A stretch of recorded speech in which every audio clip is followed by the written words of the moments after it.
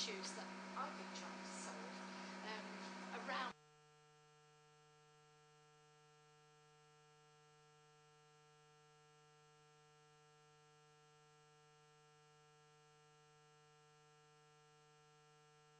I'm also a learner, and I think that is crucial to this. Do come in. A few weeks ago, and I've spent some time over the last few weeks thinking about this and talking with colleagues and brainstorming, if you like, coming up with new ideas. So I hope what I've put together is helpful to you. If there's anything that I haven't addressed that you have a burning question about, please do ask it. That is the way I'd like to work this. So, literacy. What do we mean by literacy? It came up this morning, didn't it? That actually it's more than reading or writing. We can actually now talk about lots of different literacies. There's the technological literacy. Can we use computers and other information communication technology? There's also emotional literacy. Do we understand about feelings? So, and there's literacy around cultural affairs. Yeah? Do we understand about different beliefs, different values, different lifestyles? So literacy in the wider aspect is about all of these things. I'm trying to come to terms with what literacy actually is. Something that me and my colleagues all agreed on was that it's essential for adult life. However you define it, we need it as adults. And it's about communicating with others, whether it's emotional, technological, cultural, or reading and writing. It's about communicating with other people. So that's a basic definition. To tighten it slightly, to read and write is now an essential for the 21st century life. Decades ago, it wasn't essential to be literate.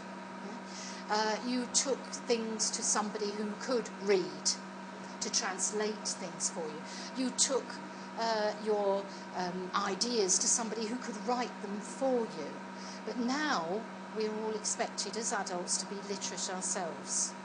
And we have to be literate to actually interact with the modern world. Everywhere we look, there are symbols, there are writing. Black squiggles on pages, black squiggles on signs. And that's all they are. Particularly for a young child, that is all they are.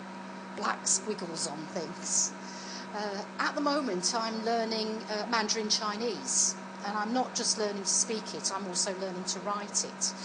And that, for me, has been a real shift in thinking, because, of course, Chinese writing is around ideograms rather than letters. I did have a little go at trying to write Urdu about 20 years ago, and I'm afraid it's all gone. So my reading of Urdu is not good, but I'm hoping that with the Mandarin Chinese, some of it will stay. So we need them to read and write for very practical reasons. To find out where we're going, and street signs, are we in the right place? To find our way here to this room, we needed to read. Hello, do come in. What is our food consisting of? You buy something from a supermarket, you have to be able to read what's on the packet or the tin. And if you have a child, like I used to have, who was allergic to various things, you had to check and make sure there wasn't anything in that food that would cause a nasty reaction. Really essential. And the same is true of medicines as well. How to take medicine. How many times a day, how many tablets a day, and so forth. For what conditions do you need these tablets?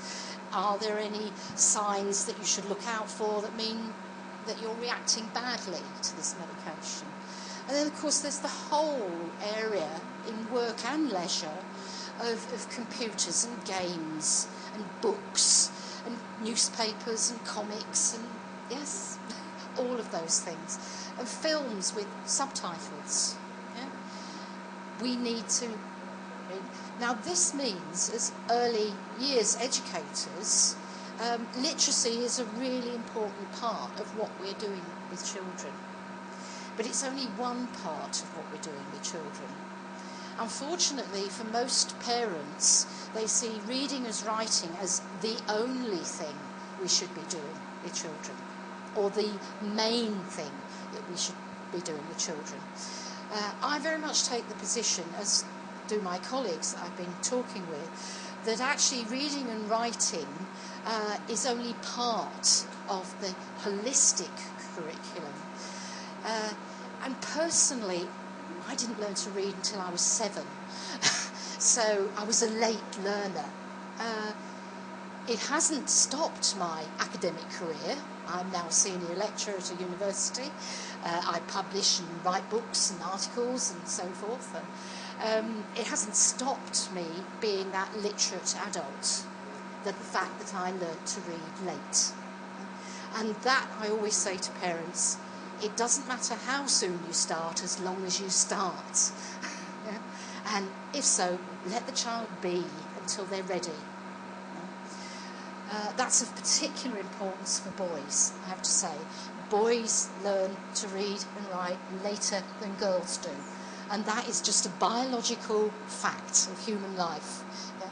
It doesn't mean that girls are brighter or more intelligent. It just means we're different. Yeah, which is a good thing. So, a little word of caution here about learning to read and write and teaching literacy. Here's a quote. What we emphasise in education is generally what we get.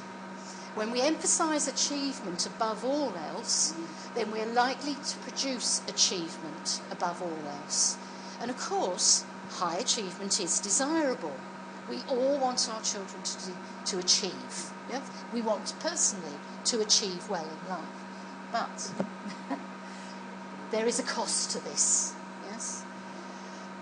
If we're just looking at measurable achievements and targets, right, that's the reference from where, it's an online reference, where you would find this quote.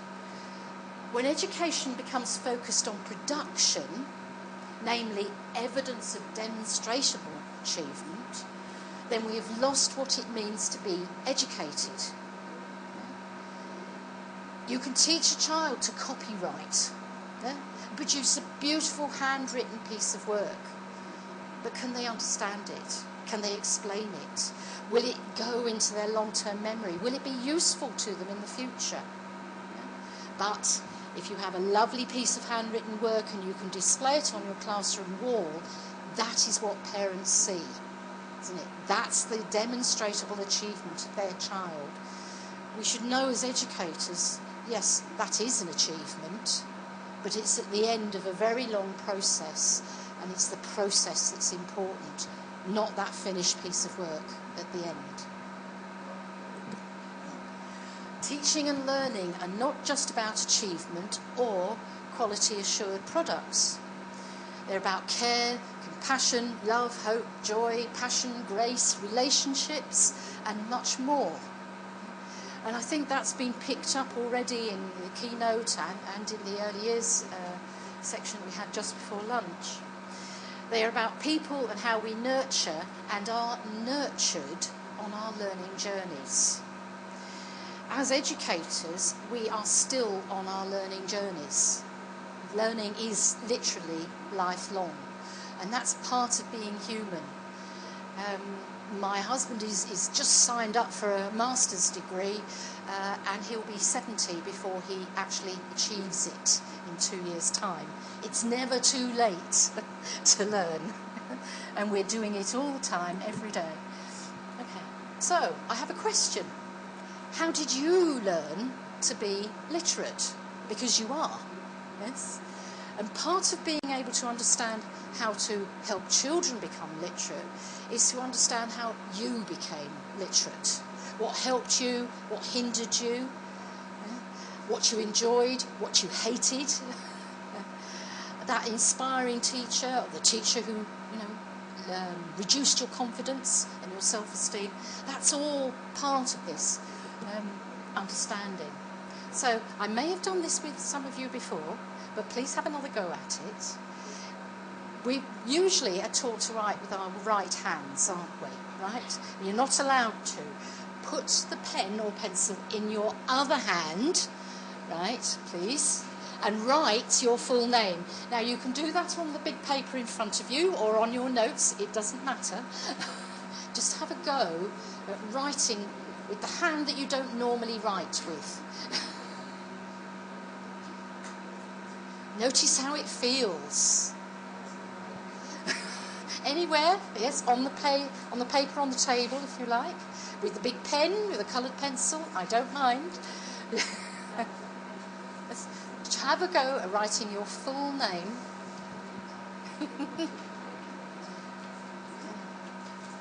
And I love to watch people when they're doing this, right? Because the look of concentration on your faces. And some people even, the tongue sticks out a little bit.